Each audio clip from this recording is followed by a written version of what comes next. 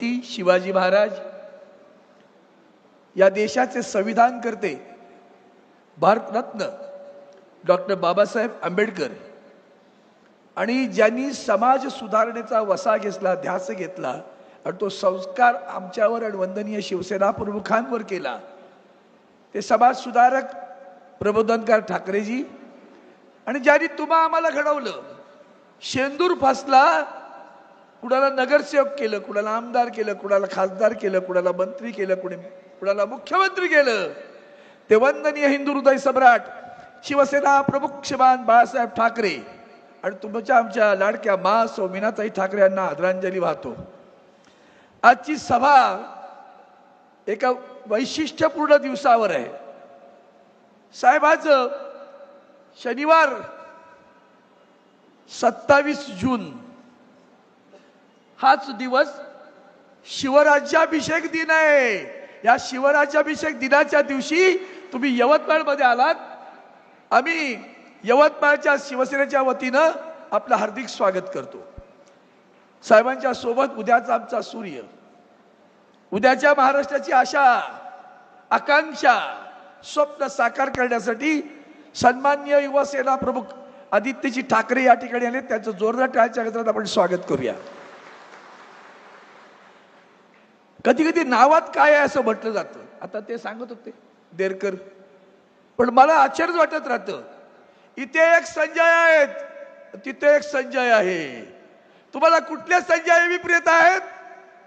संजय राऊत साहेब या ठिकाणी आलेले आहेत, ज्यांनी स्वतः सगळं जेल भोगली, परवा नाही केली, किती दबाव आला, पण ढाण्या वाघ वाकला नाही। बरं, ते माननीय संजय राऊत साहेब आज यवतमाळमध्ये आहेत, त्यांचे हार्दिक स्वागत करतो। शिवसेनेचा कायदेशीर किल्ला लढवणारे माझे सहकारी मित्र शिवसेनेचे सचिव खासदार श्री अनिल देसाई साहेब, शिवसेनेचे सचिव माजी खासदार शिवसेना नेते माननीय विनायक राऊतजी, माननीय सूरज चव्हाण सचिव, साईनाथ दुर्गे सचिव, सुधीर सूर्यवंशी उपनेते, माझ्या जिल्ह्याचा संपर्क प्रमुख राजेंद्र गायकवाड, जिल्हा प्रमुख प्रवीण शिंदे, किशोर इंगळे आणि निखाडे संजय, ते पण संजय आहेत बरं का, निखाडे, आमदार संजय खरात, आमचे आमदार खरात, व्यासपीठावर महिला आघाडीच्या रंजनाताई नेवाळकर, सागरपुरी, भागबारे, आमच्या कल्पनाताई, व्यासपीठावरील सर्व मान्यवर मंडळी, उपस्थित निष्ठावंत शिवसैनिकांनो, बांधवांनो, भगिनींनो, मातांनो, आपण सगळेजण काय जमलो आहोत? आता निवडणुका तर नाहीत, पण काल परवा आपण ज्याला निवडून दिलं त्या खासदारानं शेण खाल्लं, त्या शेण खाल्लेल्या खासदाराला गाडायसाठी आज आपण इकडे जमलेलो आहोत। लक्षात घ्या।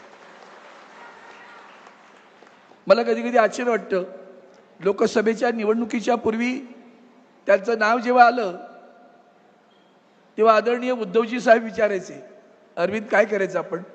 पण साहेब निवडून येतील।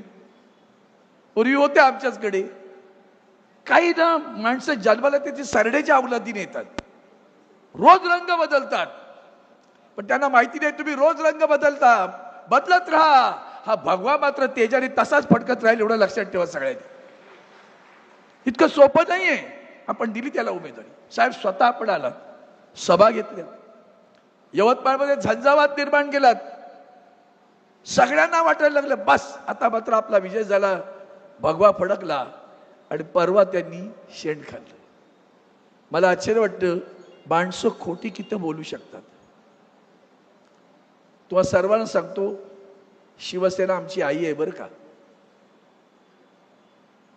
त्या आईशी प्रतारणा केलेली आम्हाला मान्य नसते।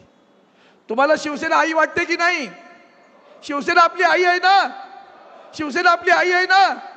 मग त्या आईची प्रतारणा करणारा संजय देशमुख साहेबांना शेवटच्या क्षणापर्यंत सांगत राहिला, साहेब कोण जात नाही हो, काय घाबरू नका, कोणी जाणार नाही आहे।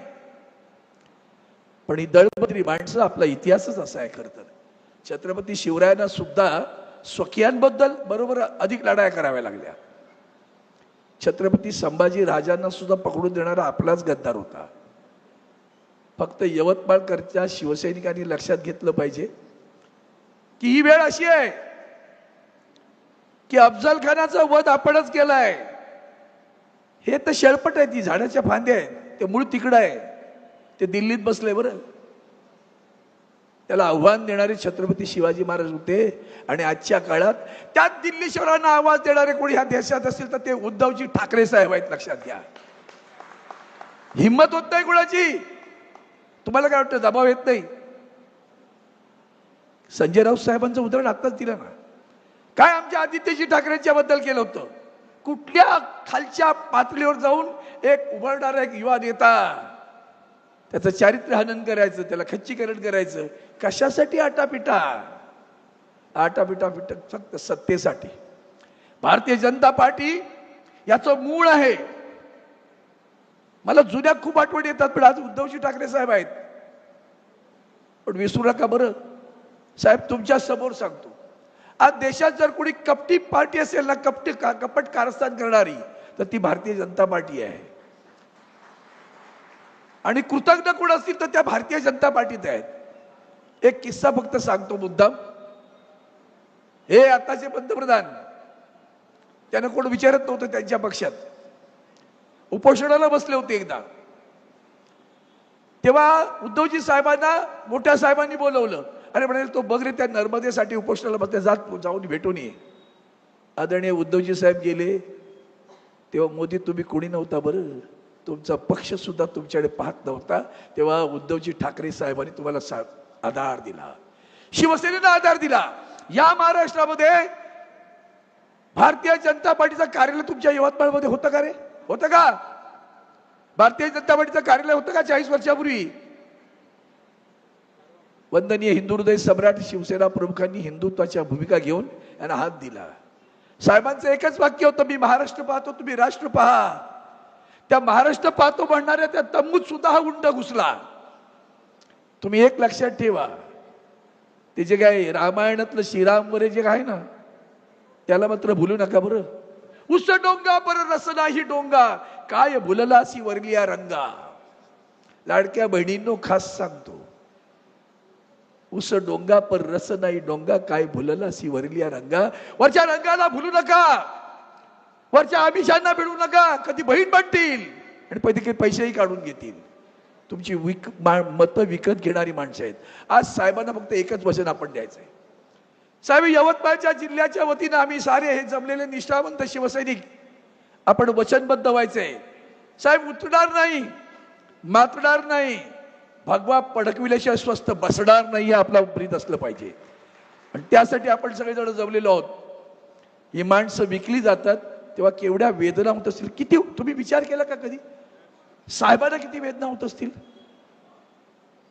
बीज लावायचं, पाणी घालायचं, झाडाला फुलवायचं, फुलं आली, फळं आली, तो वृक्ष पाहायचा, आणि हा सगळा डवरलेला वृक्ष सहज पटकन पानगळ होती तसा निघून जायचा.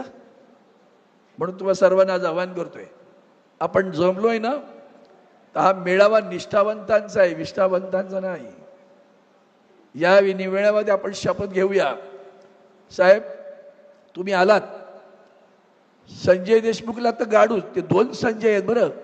या जिल्ह्याला काळीमा पासणारे 2 संजय आहेत ना? 2 संजय आहेत की नाही जिल्ह्यात? काळीमा पासतात की नाही? भ्रष्टाचारी, व्यभिचारी, अनाचारी, दुराचारी सगळे तिकडे बसलेले आहेत. आणि यांना गाडायचं असेल तर आज आपण शपथबद्ध उद्या, कारण आज शिवराज्याभिषेक दिन आहे, भगवा फडकवायचा. या भावनेने आपण आलात, तुमचं मनापासून स्वागत करतो.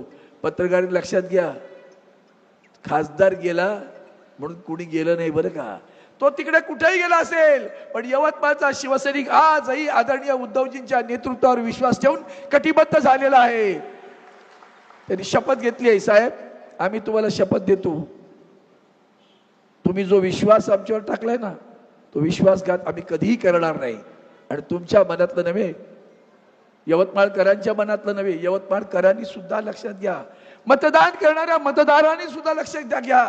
तुम्ही मतदान मशालीला केलं, तुम्ही मतदान शिवसेनेला केलं, तुम्ही मतदान आदरणीय उद्धवजी ठाकरे साहेब यांच्यावर विश्वास ठेवून केलं.